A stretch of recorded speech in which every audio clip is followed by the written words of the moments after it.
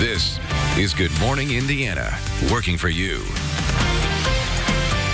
Right now at 6 on Good Morning Indiana. State health officials say the coronavirus in Indiana will peak later than originally anticipated. What this also means is that we can't relax our guards. This morning, we're looking at what the change means for the state's stay-at-home order. We cannot put out a vaccine or any other product to do harm to our patients. That's our first rule. So we cannot provide something that actually will do harm. A COVID-19 vaccine could still be several months or even a year away. Working for you, we're looking at the steps being taken right now to help the coronavirus patients in their fight. Stimulus checks are being deposited into bank accounts. How you can find out if your check will arrive in the mail or via direct deposit. And a distillery in Brown County changing up their production. Knew this morning how the change is not only protecting jobs, but the community. All right, it is 6 o'clock here on your Tuesday. I want to welcome you into Good Morning Indiana on this April 14th. I'm Lauren Casey. My two pals, Todd Kloss and Rafael Sanchez, working from home again today as we practice social distancing. Rafael, we're saying if you haven't stepped outside today, just stay inside. Just don't go out there. Well, lucky enough, I'm going to stay inside all day today because obviously I'm enjoying my living room space, the extra comforter, the hot cocoa. Todd Kloss, good morning to you. 4 words. Fire up the furnace. It's cold out there. Well, I'm in my basement. I can hear it kicking on quite often here, Rafael, and I'm sure that's the case across most locations here in central Indiana. It is chilly. 31 degrees is the current temperature in Indianapolis right now. So we are below freezing in Indy, and that is the case in many locations all across central Indiana, down to 29 in Peru, as well as 33 in the Bloomington area right now. But look at these temperatures to the north. 28 in Anderson as well as Logansport. 27 is the current temperature in Marion. We shouldn't be seeing temperatures this cold this time of year. Freeze warnings posted all across central Indiana. We'll do this all over again tomorrow as well, unfortunately, with these freeze warnings and throughout the day today. There's just not a whole lot of warming that's going to be taking place. We'll kind of go back and forth between partly to mostly cloudy skies across the area. 41 degrees by the noon hour with high temperatures, unfortunately, only in the mid-40s. So bundle up if you're going to be out and about. All right, Todd, thanks so much for keeping a close eye on traffic this morning. This is I-65 and County Line Road to the south. You can see traffic here moving northbound and southbound. Traveling up to speed, no delays to slow you down. Just a reminder, we do have that I-70 closure from downtown over to the east side, so keep that in mind no matter where you are around the metro area if you need to reroute. New from overnight, one man is dead and a juvenile is in critical condition. This follows a shooting on the city's northeast side, and it happened at the Postbrook East Apartments. That's just off East 42nd Street before 1 o'clock this morning. When officers arrived at the scene, they found 2 male victims. The adult man was pronounced dead at the scene. The juvenile was taken to the hospital in critical condition. Officers tell us that a 3rd victim drove himself to the hospital. He's currently stable. Police say that one of the victims told officers they were being robbed. Right now, no suspect information has been given, and that incident is still under investigation. Live from our Johnson County studio this morning, we now turn our attention to the latest on the coronavirus and its impact on Hoosier lives. The numbers are just simply sobering as you take a look at the latest figures now. 350 Hoosiers have been killed by COVID-19. More than 8,200 people in Indiana have tested positive for the virus. More than 44,000 Hoosiers have been tested. State health officials now believe the surge in COVID-19 cases in our state will happen late this month into early May. The initial projection was mid to late April. The change now means that Indiana's stay-at-home order will likely be extended. And this morning, a call to action from IU Health to anyone who has beat COVID-19. The hospital is looking for survivors to donate their plasma, which they say could be filled with antibodies that could potentially fight this virus. Our Kelsey Anderson is joining us live this morning with how this all works. And Kelsey, this method has been used before, correct? Yeah, that's right, Lauren. This method has been used before in the early 2000s with the SARS epidemic and also with H1N1 with relatively good success. So with no vaccine right now, doctors are hoping that this method will save lives. That's why they want anyone who has survived COVID-19 to look into donating plasma. If you've beat the virus, you are filled with antibodies that they hope can help others to fight off the virus. Dr. Nicholas Barros says if this works, a lot of lives will be saved. We can get those antibodies within the plasma of patients that have recovered from COVID-19 and infuse them into patients that are struggling with COVID-19. This investigative treatment method is being rolled out across the country. Donors must be able to prove that they had COVID-19 diagnosis with a positive documented laboratory test. They must also be symptom-free for at least 28 days. Now, if you are someone who's beat COVID-19 and you would like to donate plasma, for more information, head over to theindychannel.com or the RTV6 News app. Reporting live, Kelsey Anderson, RTV6. Kelsey, thank you. The Indiana Department of Correction has reported 75 cases of the coronavirus in state prisons. 48 of those are IDOC staff members, 27 are inmates. Department of Corrections officials say they're following preparedness and response plan to stop the spread. They say precautions include separating sick offenders, social distancing, and cross-training employees for staff shortages. Good morning to Anderson, Muncie, and Carmel. This morning, there's an urgent need for face coverings as well as hand sanitizers. New this morning, taking the alcohol meant for whiskey into the war against the virus. So we start with 25 gallons of our alcohol. The recipe is not secret. We're also going to add some glycerin. And the process to make homemade whiskey is on hold, as the Bear Wallow Distillery uses its alcohol and a cocktail of government-approved ingredients to make hand sanitizers. It actually wasn't an easy switch. We didn't have any of the ingredients that we needed to make hand sanitizer except for the alcohol. We needed to get labels, we needed to procure bottles, we needed to get approval from the Federal Drug Administration. Susan Spagnolo owns one of the oldest craft distilleries in the state.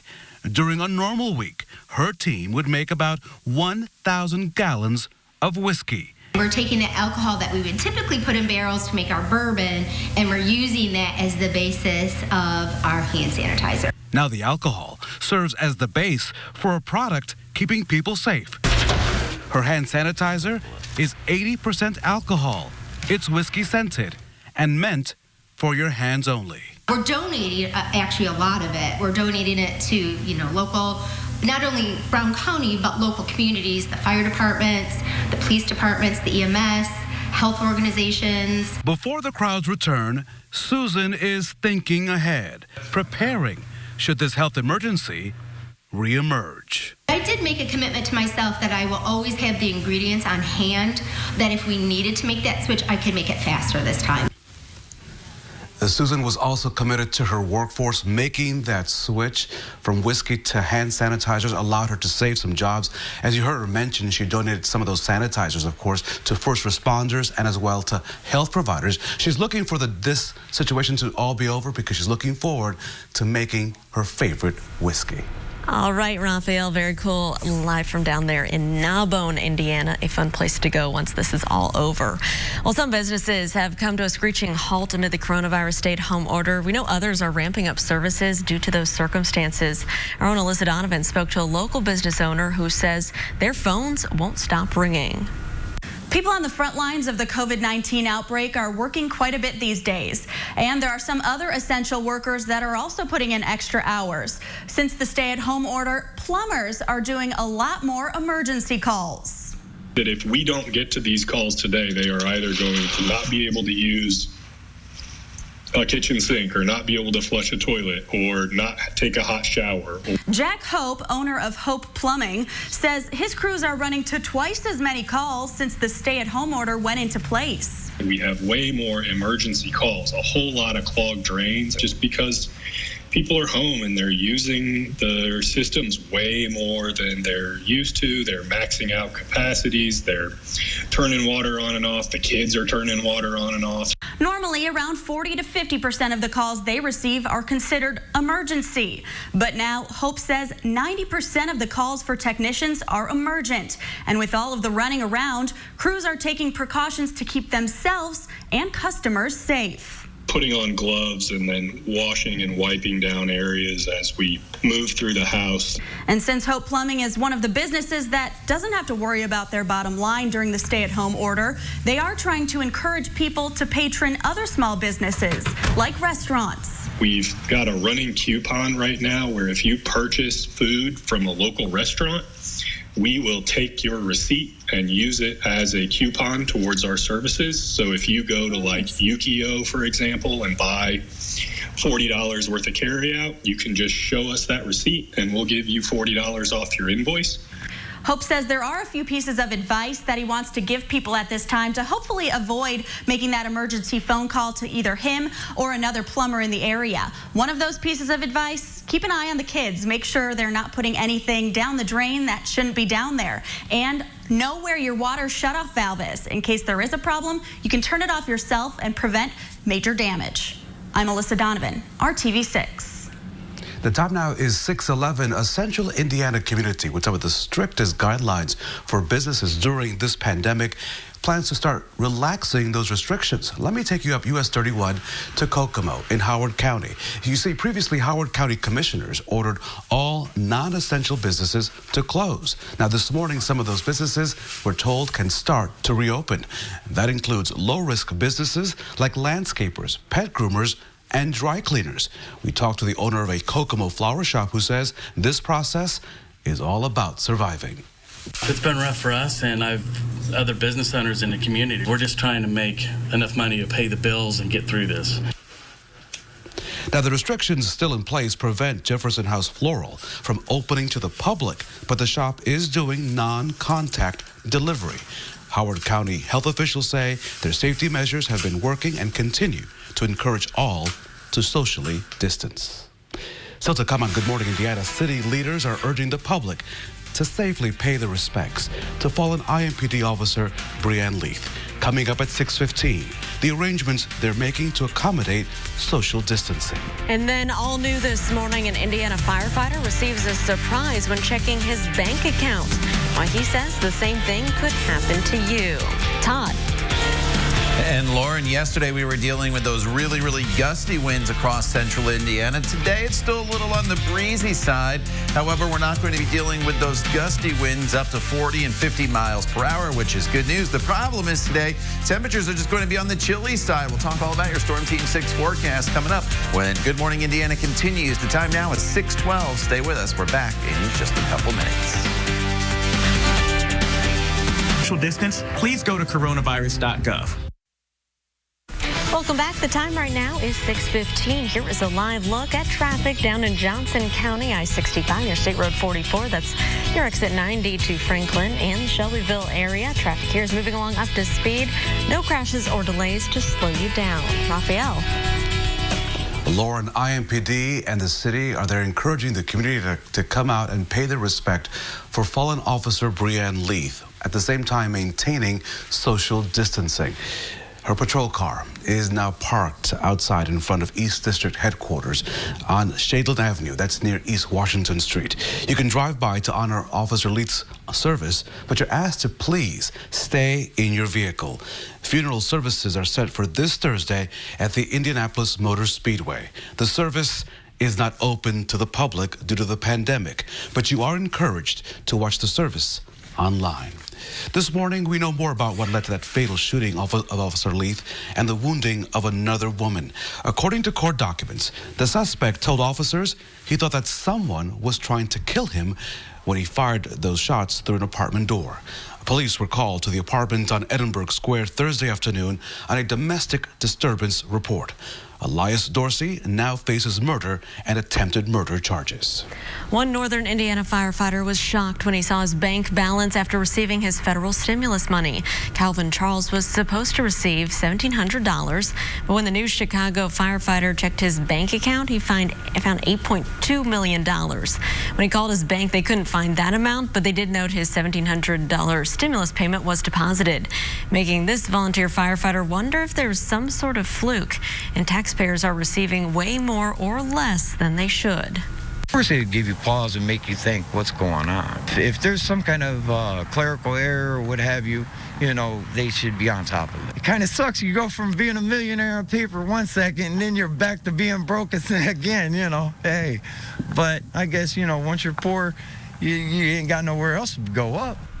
Well, the Treasury Department is direct depositing stimulus money into the accounts of many Americans right now.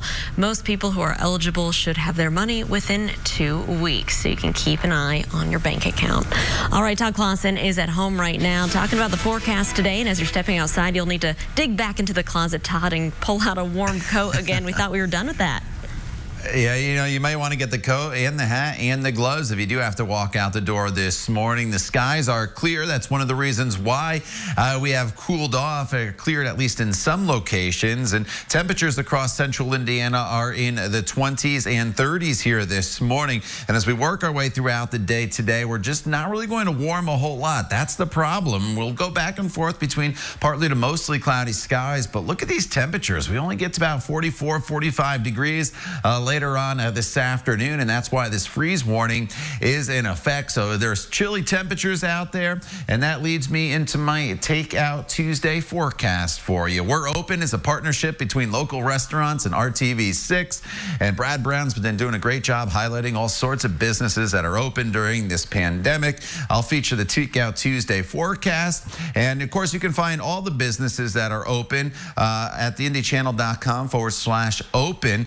The one I'm featuring today is a newer restaurant. It's in the Bates Hendricks neighborhood, just south of downtown on Southeast Street, and it's called the 1718 Bates Hendricks House Bar. It's open Tuesday through Saturday, 2:30 to 8 p.m. in the afternoon and evening, and they have a great selection of soups and sandwiches. Kind of an abbreviated menu right now. You can get growlers to go, but go to their Instagram page, 1718 BHHB, and I tell you, you'll love the soups that you see there, and of course you could warm up and support not only this local business but also all the local businesses here across central Indiana. So skies have cleared to the north, a little more in the cloud cover down to the south with the clearer skies this evening. Once again, we're back down to right around freezing come tomorrow morning, and then throughout the day tomorrow we're looking at temperatures that will be in the 40s. The one difference between today and tomorrow is not so much the temperatures. They're basically equal, but tomorrow, as you see on TrueCast, there could be a few snow showers that'll be making their way through the area initially in the morning, mixing with rain showers in the afternoon hours, but everything's going to be light. We're not expecting any snow accumulation tomorrow. However, on Friday, there could be some minor snow accumulation to the north of Indianapolis, something we'll have to keep an eye on. And then finally, the sunshine for the weekend and warmer temperatures back into the 50s on Saturday, and eventually, thankfully, for Sunday and Monday, temperatures get back up into the 60s. All right, Todd, thank you so much. Here is a live look right now at your commute in the downtown area. This is I-65 and I-70 at the North Split, where things are still traveling up to speed. You'll notice those orange barrels there on the left side of your screen blocking off the lanes that go to eastbound I-70. That is closed from right here in downtown over to the east side at 465, the interchange there for this long-term INDOT construction project that got moved up on the schedule due to people staying at home. So if you're traveling in this area, you will not be able to get on eastbound I-70. You'll have to continue on I-65 south through downtown. Raphael? Make sure to follow Lauren, and she'll get you through all of that interstate construction mess. The time now is 6:21, and the federal government is working with non-for-profits in hopes of developing therapies in the fight against the coronavirus. And so here are the details this morning. Ideally, the result would be a way to help people recover if they get COVID-19. The Department of Health and Human Services is partnering with groups like the Red Cross for the effort. They're collecting antibodies from people who have survived coronavirus to help help those fighting COVID-19. In fact, this morning, my friend and RTV6 reporter, Kelsey Anderson, talked about the efforts that IU Health is doing. Right now, no FDA-approved drug like that is on the market. Online grocery delivery services continue to scramble to keep up with demand. In fact, Amazon says it will put new customers on a wait list for deliveries from Whole Foods so they can catch up on existing orders. For other services, there are few ways that might help you snag one of those coveted delivery items. First, check a few different services. Oftentimes, more than one will serve a store. Second, after you submit your order, refresh your page throughout the day. Delivery windows might open up if someone else cancels theirs. And third, shop late. Some services will add new items, delivery times, and after midnight. If those don't work out, contactless curbside pickup may also be a good alternative. Lauren, during this health emergency, we've seen plenty of stories of neighbors helping neighbors right here in Indiana. But you at 626 will show you how neighbors in Virginia are gathering to protect those on the front lines. If you're a Bachelor fan, you know his name. If you're a country fan, you know his songs. Either way, coming up on GMA, singer Chase Rice is about to give an amazing live concert, so stay tuned for that. The time right now is 6:22. Stick around. We'll be right back. Empower other people. All right, the time right now is 6:25. It is time to talk about what is trending here at 6. Raphael, so here's a story. Claire Williams, she was supposed to be heading to Disney World, as we know a lot of people are. It's part of her actual Make-A-Wish trip, so a really special moment. But because of the coronavirus pandemic, the trip obviously isn't going to happen, at least not right now. So to cheer up the 7-year-old who's been battling cancer, her Gilbert, Arizona neighbors put on this car parade. Claire's family gratefully rooted them on. Way to go for stepping up and helping that girl I love all out. these parades, Lauren. Yes, I do these parades too. Just showing support. I hope that that's something that sticks around past all of this. I hope so as well. It shows a lot of support, and it's very visual and just very fun. It's happening all over central Indiana as well. So keep up the parades, but be safe, of course.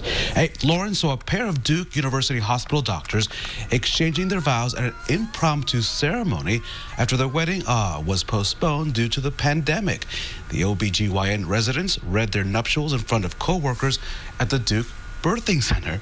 The happy couple, who are from New York, say an official wedding is upcoming. And we know a lot of folks who've had weddings canceled, so hopefully we can get through this together and have some great parties. And congratulations to all those that are planning to get wed. Okay, in Falls Church, Virginia, neighbors turning on their 3D printers. They're turning them into factories for personal protective equipment after the NIH approved a list of the files for face shields and face masks. John and Jenny Gerard got right to work. Their basement now buzzing to 3D print 70 headbands each day. Wow. Once word of what they're doing got out, neighbors with 3D printer themselves joined in on the effort, making this a community affair. It's been so cool seeing how individuals and companies are stepping up to make that personal protective equipment. We had a story about 2 brothers doing something very similar to that right here in our state. All right, we got to get to some bad news right now. Todd Clausen is standing by. Todd, those are the temperatures right now, right? Yeah, those are the current temperatures if you have to walk out the door this morning, which I encourage you, if you don't have to, not to, because a little bit of a shock to the system. 29 in Peru right now, 33 in Bloomington. Muncie's at 31.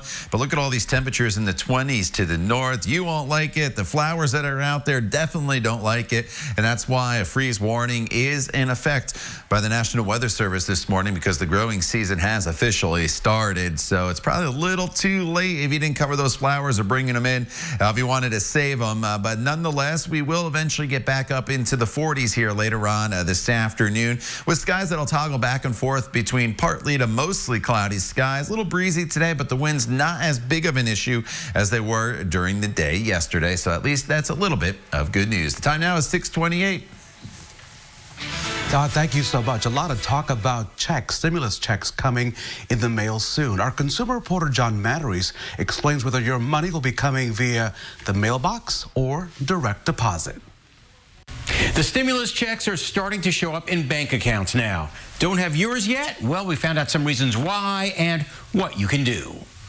Patricia Bell checked her bank account Monday morning and got some good news. Actually received a stimulus check as of today. But no $1,200 check for you yet? There could be several reasons why. If you file taxes and use direct deposit for your refund, the money will go to that account. If your tax refund comes by mail, your stimulus will be mailed and could take 3 months. Receive Social Security? It'll come automatically. But if you're under 65 and don't normally file taxes, you need to go to the IRS website, irs.gov, and register. Look for a section that says non-filers. Enter your payment info here. Meantime, the IRS plans to open a portal the next few days called Get My Payment, where you can check your check's status. That link should also let you enter a bank account number so you can bypass the slow mail system and get your check sooner. So don't waste your money. I'm John Matteries. Good morning, Indiana. This is Good Morning Indiana, working for you. Now on Good Morning Indiana, on this Tuesday morning, here's a look at your 6:30 news feed. A man is dead and a juvenile is in critical condition following a shooting on the city's northeast side. This happened at the Postbrook East Apartments just off East 42nd Street before 1 this morning. Police say that a third shooting victim drove himself to the hospital and is currently stable. Officers are still looking into what led to that gunfire. You have to see this morning. Check out this beautiful tribute overnight at the IPL building on Monument Circle in downtown Indianapolis. The building illuminated with the image of 24-year-old Officer Breanne Leith, who was killed in the line of duty. Right next to her portrait is her badge. Officer Leith was killed last Thursday when she was shot while responding to a domestic disturbance on the city's east side. Her funeral is scheduled for this Thursday. Metro Police are now selling apparel to raise money for Officer Leith's family. The department has created a website where you can buy t-shirts and hoodies with this design on your screen. It reads, Officer Breanne Leith, mother, daughter, sister, friend, veteran, officer. The money raised will go to the Officer Breanne Leith Memorial Fund of the Central Indiana Police Foundation. You can find out more at your website, at the website that's posted on your screen right now. That is shopimpd.com. It is April 14th and a Tuesday, 6:30 here in the morning. Thanks for joining us on Good Morning Indiana. I'm Lauren Casey. Good morning. I'm Rafael Sanchez here at home at our RTV6 studios. And Lauren and Todd, I made you each a cup of hot cocoa this morning. Oh. And since I can't get it to you, I'm going to drink all 3 cups because it's so cold, Todd Clawson. What's going on? Hold on, let me reach over here. I'm not far from you. I got my cup here as well. So Lauren, looks like you're out of luck. I know. I just have a water bottle. Raphael is cheersing you, Todd, if you can't see. Okay. I can't see him there, but I'll virtually cheers you back as I spill a little on my rug here. But nonetheless, anything, whether it's coffee, tea, hot chocolate, just warm water, whatever you want to do, drink it to warm up here across central Indiana this morning, because it is chilly outside with temperatures that are currently sitting in the 30s across most locations. Some locations to the north are only in the 20s, so you definitely need to bundle up if you are going to be getting out and about to start off this Tuesday morning. Skies right now are partly cloudy across the area, and we're dry, though. That's the good news. Come this time tomorrow, though, we may be talking about the potential for some snow showers in the area, and we'll just kind of go back and forth today between partly to mostly cloudy skies throughout the day. Today, it's not quite as windy as it was yesterday, thankfully, when we had that wind advisory in place, but there will still be a bit of a breeze today. Temperatures eventually in the mid-40s. Keep in mind, we should be getting close to 63, 64 degrees this time of year, so we're a full 20 degrees below normal. We have several more days of this. Eventually, though, we will start to warm up as we work our way into the weekend. More on that coming up in Maine weather in just a few minutes. All right, Todd, thanks so much. Here is a look right now in the downtown area. This is I-65 and I-70 at the North Split. You can see the orange barrels on your screen. Just a reminder that this went into effect yesterday, that construction on I-70 eastbound that's going to be closed for the 30 days for that major project between here and I-465 on the east side. Looking ahead to April 23rd, NDOT plans to close the westbound direction. That'll take you into the downtown area from the east side, rather, in this same area. So traffic is picking up. As you can see, you won't be able to get on eastbound I-70 here, so expect heavier traffic on I-65 heading southbound. Raphael? In the news this morning, a woman is on life support in the hospital after a shooting in Johnson County. Here are the details. Police in Greenwood were called to a home on Legacy Boulevard. Monday morning after getting a call that a woman had been shot. When officers arrived, they say a man walked outside and fired shots at officers. Officers returned fire, striking and wounding that suspect. That led to a standoff. However, the suspect eventually surrendered. Police tell us that people inside appear to have been self-quarantined at the time of that gunfire. Everyone was reporting that they had COVID-19 in the house, so the officers and the detectives and the crime scene personnel are all, taking their extra precautions.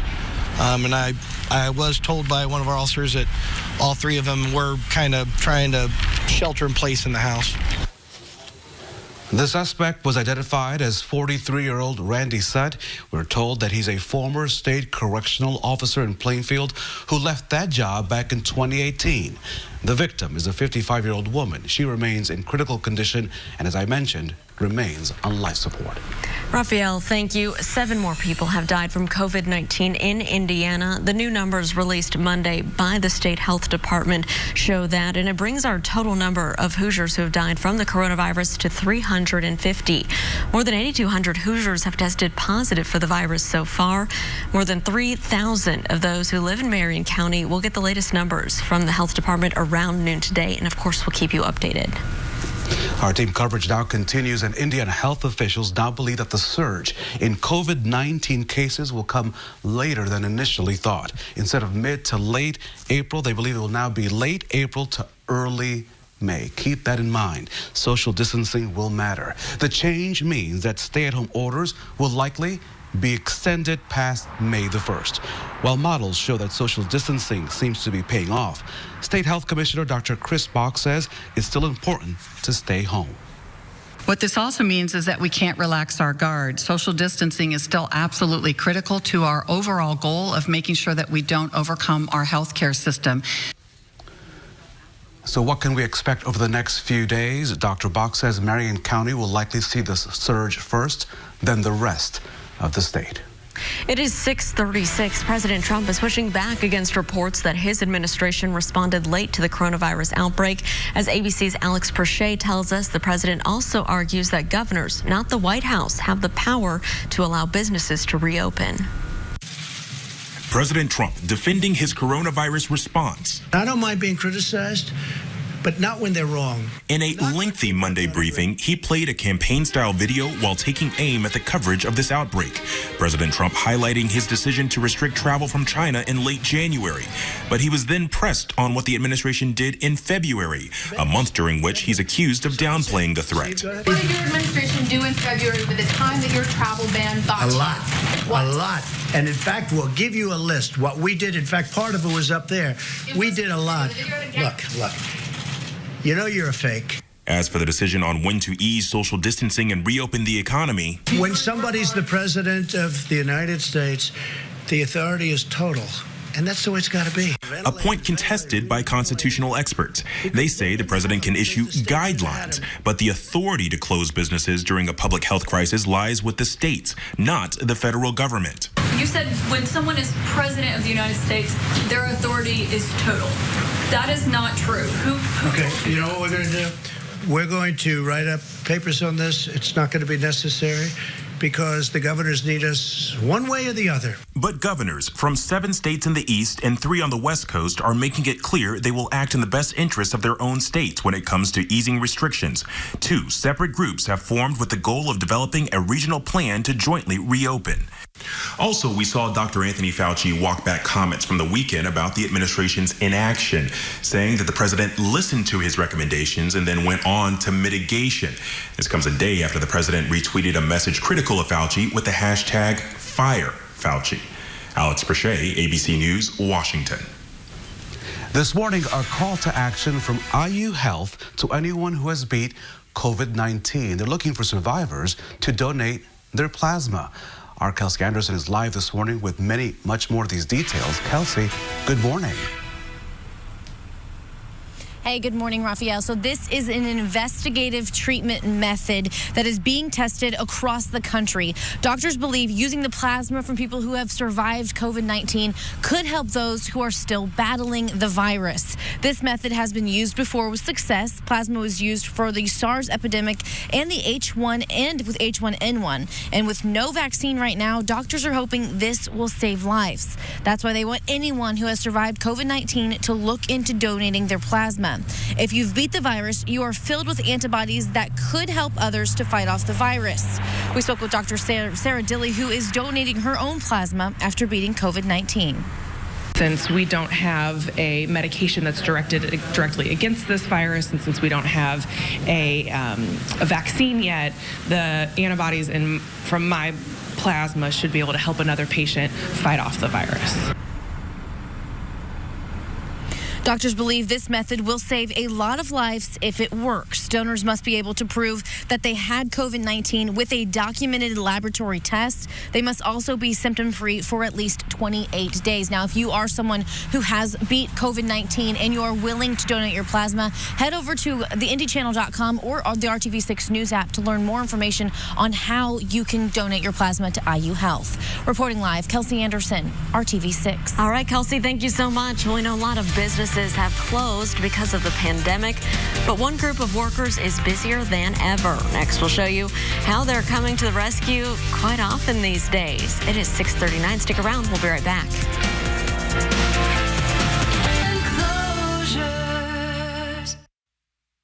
Welcome back. It has turned out to be one of the most essential businesses still running during the COVID-19 stay-at-home order. Plumbers are working quite a bit more than usual, and as our Alyssa Donovan tells us, much of that work is helping to ensure that the home where we're spending all that time is functioning properly. I spoke to the owner of a local plumbing company, and he says that since the stay-at-home order went into place in Indiana, the amount of calls his crews are going to has doubled. Jack Hope owns Hope Plumbing, which is considered an essential business during this time. Hope says that has been proven to be a good call. His technicians are reporting to more emergent plumbing requests than ever. On a normal day, a crew might visit 2 customers, but now they're stopping at 4 homes each day to assess issues. Hope says with people spending more time at home, plumbing systems are simply being used more than they typically would be. Some of the top calls they're receiving are clogged drains and broken water heaters. Just because people are home and they're using their systems way more than they're used to, they're maxing out capacities, they're turning water on and off, the kids are turning water on and off. Hope says the best advice he can give at this time, keep an eye on your kids to make sure they're not putting anything down the pipes. And know where your water shutoff valve is, just in case there's an emergency. Hope Plumbing crews are also utilizing gloves when they enter people's homes right now. They're also washing down and wiping down surfaces as they move through a house. I'm Alyssa Donovan, RTV6. Alyssa, thank you so much. Hiring Hoosiers is working for you, pointing you to those companies still hiring during this economic tsunami. So let's talk jobs right now. Amazon is hiring more workers to keep up with customer demand during this pandemic. Amazon has already added 100,000 employees for its distribution centers in the last month. Now, the company says it wants to add another 75,000 full and part-time workers. There are open positions for delivery, warehouse workers, and shoppers as well. Amazon also increased minimum pay on jobs by $2 per hour through the month of April. We've posted a link to apply on hiringhoosiers.com. Now to Todd Clausen, who always delivers a great forecast, even on those days that we want warmer weather. Todd. You're going to have to be a little bit patient here, Raphael. As they always say, patience is a virtue, right? It's not until the weekend that we bring some warmer air in here. It's a frosty start this morning because temperatures are currently sitting in the 20s and 30s across the area. So as we work our way throughout the day today, it's a slow warm up into the 40s by the noon hour. We'll talk about the chilly forecast and how long it's going to stick around coming up when Good Morning Indiana continues. The time now, 6:45. Stay with us. We're back in just a few minutes. Check up at Golden Oak Lending.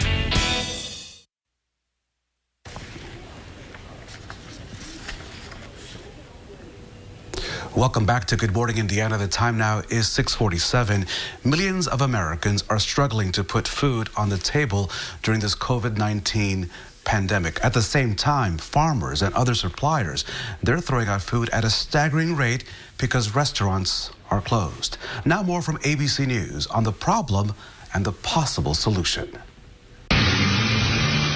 This morning, farmers and food banks are fighting to get food to those in need. Worked so hard, and then all of a sudden it's flushed down the drain. Much of the milk at Conrad Farms in Ohio would have gone to either schools or restaurants, but that business dried up. Now dairy industry leaders are calling on grocers to remove certain limitations on foods. I can understand originally why they put a limit, because there were angry customers. While some farmers have too much food, many food banks don't have enough. With millions unemployed, car lines across the country are stretching for miles in front of food distribution centers. Customers at grocery stores like in this New York suburb out of luck too, facing empty produce shelves. A supply chain seemingly broken. So far, we've probably destroyed, I want to say, about 4 million pounds of green beans. This farmer in Hatton Fields, Florida, struggling with too much crop. All the beautiful beans on these plants scheduled to go to the restaurant industry. To address the problem, two groups, the American Farm Bureau Federation and Feeding America, are now joining forces, asking the Agriculture Department to help identify partnerships at the local level and remove red tape to distribute more food faster. Companies like Purdue Chicken also stepping up. The company's chairman tells Good Morning America they're now making changes to meet the increased demand. We've also converted those plants that we did have that were geared toward restaurants to produce supermarket package size products to help supplement our other operations.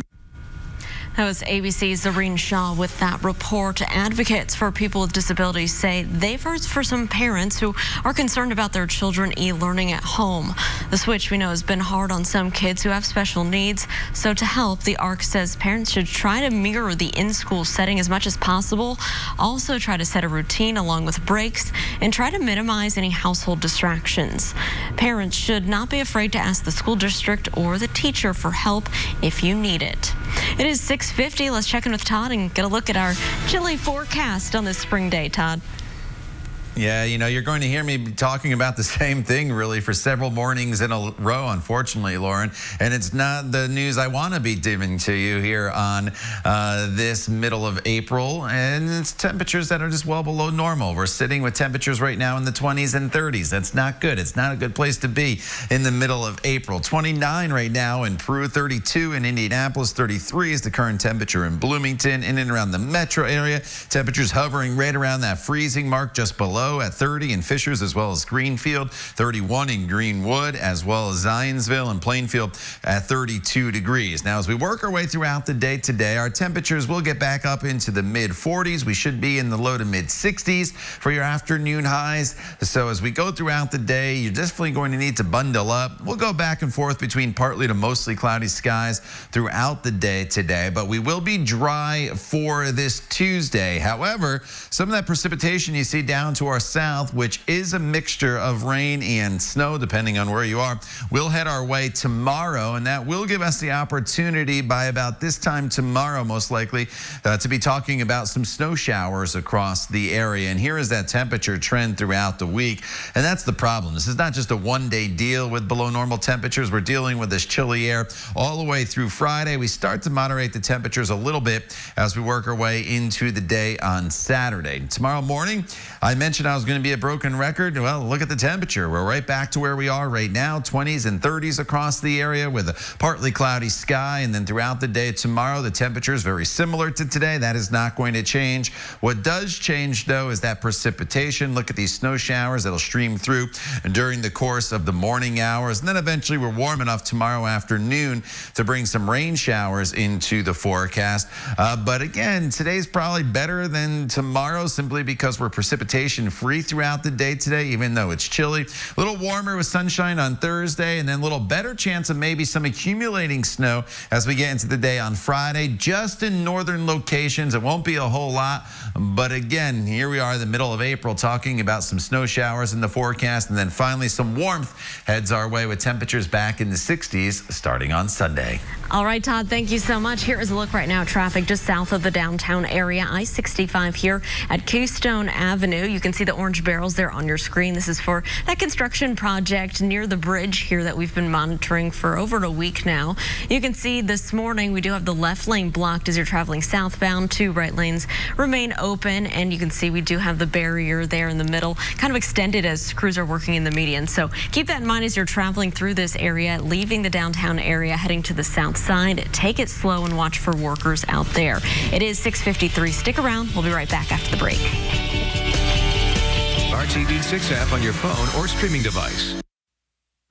Welcome back. So, Raphael, you probably remember the story yesterday. We told you about Olive Veronesi. She's a 93-year-old woman staying inside her Pennsylvania home, being safe during the pandemic. But she used this whiteboard in her window to send a very urgent message to her family and really any passerbys. Yeah, her message was simple. I need more beer. She needs more beer, not I. She needs more beer. Olive says her stash was about to run dry, but luckily her picture with her sign and a can of Coors Light went viral. So the people at Coors, they saw it and they showed up at her door with 10 cases to help her out. I was on my last 12 cans. Anyway, I have a beer every night. Tina said to say hello. Olive, pace yourself, Olive, pace yourself. After the delivery, Olive had a brand new sign. It reads, I got more beer. Whew, we were worried about her, so I'm glad you got quite the stockpile.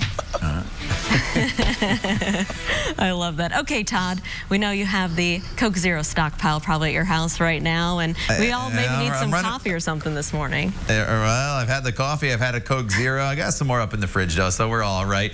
Chilly today with temperatures only in the 40s. All right, we're back here in 25 minutes and all throughout Good Morning